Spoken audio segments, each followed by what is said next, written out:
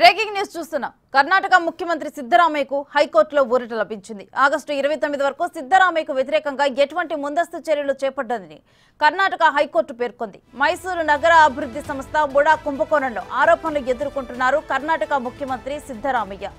MUDA కుంభకోణంపై విచారణకు ఈ నెల 17న గవర్నర్ ఆమోదం తెలిపారు. అయితే గవర్నర్ ఉత్తర్వులు ఇవ్వడంపై హైకోర్టును ఆశ్రయించారు కర్ణాటక సీఎం. విచారణ ఉత్తర్వులు రాజ్యాంగ సూత్రాలను ఉల్లంఘించిందని పేర్కొన్నారు.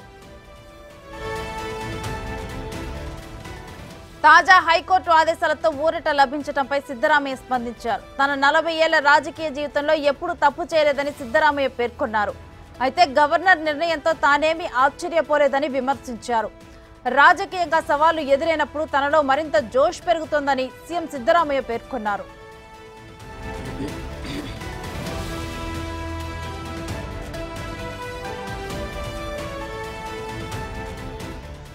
తన రాజకీయ జీవితం తెరిచిన పుస్తకం అంటూ ఇప్పటివరకు ఎలాంటి తప్పు చేయలేదని, భవిష్యత్తులోనూ చేయనని పేర్కొన్నారు సిద్ధరామయ్య.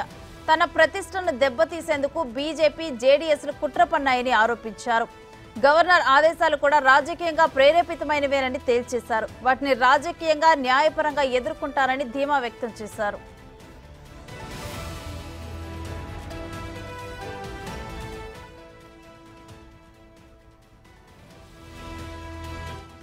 కర్ణాటకలో తనను రాజకీయంగా నాశనం చేస్తే కాంగ్రెస్ మొత్తం నాశనం అవుతుందనే భ్రమలో విపక్షాలు ఉన్నాయని బీజేపీకి చురకలు అంటించారు సిద్ధరామయ్య.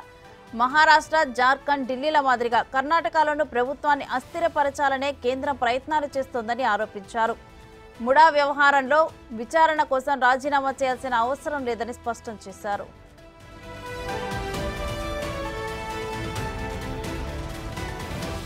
ఇక ఇదే అంశానికి సంబంధించి మరిన్ని డీటెయిల్స్ మా ఢిల్లీ ప్రతినిధి శివ అందిస్తారు. శివ, ముఖ్యమంత్రి సిద్ధరామయ్యకు హైకోర్టులో లభించిన ఊరట గురించి డీటెయిల్స్ ఏంటి? ఎటువంటి వాదనలు జరిగాయి? రైట్ రేణు, కర్ణాటక ముఖ్యమంత్రి సిద్ధరామయ్యకు కర్ణాటక హైకోర్టులో ఊరట లభించింది.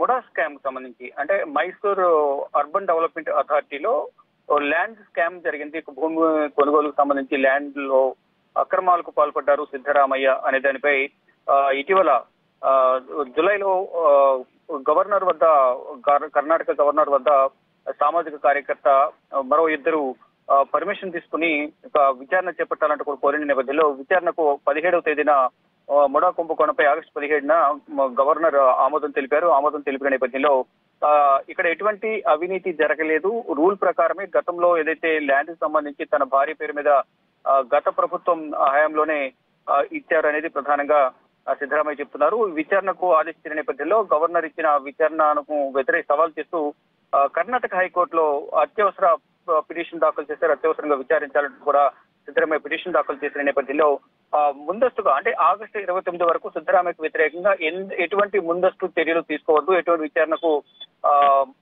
విచారణకు ఆదేశాలు ఇవ్వద్దంటూ కూడా కర్ణాటక హైకోర్టు ఆదేశాలు జారీ చేసి ఇక తదుపరి విచారణ అనేది 29వ తేదీన జరగబోతుంది. ఇక ముడా స్కామ్ కి సంబంధించి విచారణ చేస్తే సరిపోతుంది, దానికి విచారణకు రాజీనామా చేయాల్సిన అవసరం లేదు అనేది ప్రధానంగా సిద్ధరామయ్య చెప్తూ ఉన్నారు.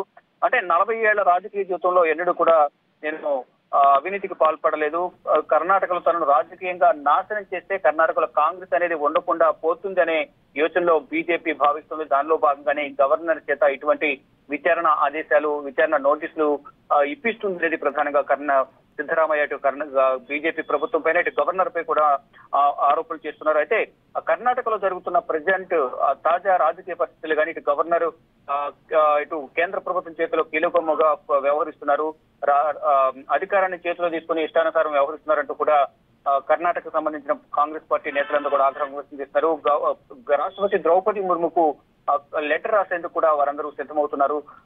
ఇటువంటి రాజకీయంగా ఎదుర్కోలేక అక్రమ కేసులు బనాయించి ఇబ్బందులు గురి చేయాలని చూస్తున్నారు. దానికి సంబంధించి కంప్లీట్ రాష్ట్రపతికి ఫిర్యాదు చేయాలనే యోచనలు అయితే ప్రధానంగా కర్ణాటక కాంగ్రెస్ పార్టీ నేతలైతే కనిపిస్తున్నారు. అంటే వివిధ రాష్ట్రాల్లో జార్ఖండ్ కానీ, మరోవైపు ఢిల్లీ, ఇతర రాష్ట్రాల్లో ఏ విధంగా అయితే ప్రభుత్వాన్ని అస్థిరపరచాలని బీజేపీ భావిస్తుందో అదేవిధంగా కర్ణాటకలో కూడా చేయాలని చూస్తుంది. అందుకని ఎటువంటి ఆధారాలు లేకుండా, ఎటువంటి అక్రమాలు జరగకుండా, ఎటువంటి అవినీతి జరగని ముడాకు సంబంధించి మైసూర్ అర్బన్ డెవలప్మెంట్ కి సంబంధించిన అథారిటీలో స్కామ్ జరిగిందనే నెపంతో తనపై బురద చల్లే ప్రయత్నం చేస్తున్నారు. రాజకీయంగా ఎదుర్కోలేక తన రాజకీయ జీవితంపై నిందలు వేసేందుకు ప్రయత్నాలు చేస్తున్నారు. కానీ ఇక్కడ ఎటువంటి స్కామ్ జరగలేదనేది ప్రధానంగా సిద్ధరామయ్య చెప్తున్నారు. దానికి సంబంధించి ఈ రోజు కర్ణాటక హైకోర్టు విచారణ జరిపిన నేపథ్యంలో కర్ణాటక న్యాయమూర్తి తదుపరి ఆదేశాలు ఇచ్చే వరకు కూడా, తదుపరి ఉత్తర్వులు ఇచ్చే వరకు ఎటువంటి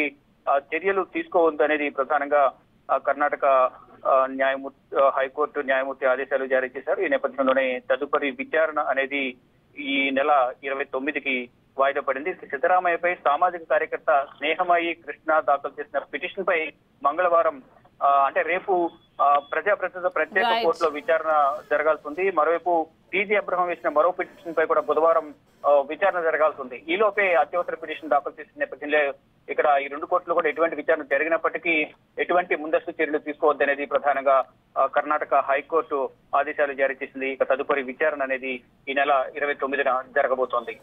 థ్యాంక్ యూ శివ.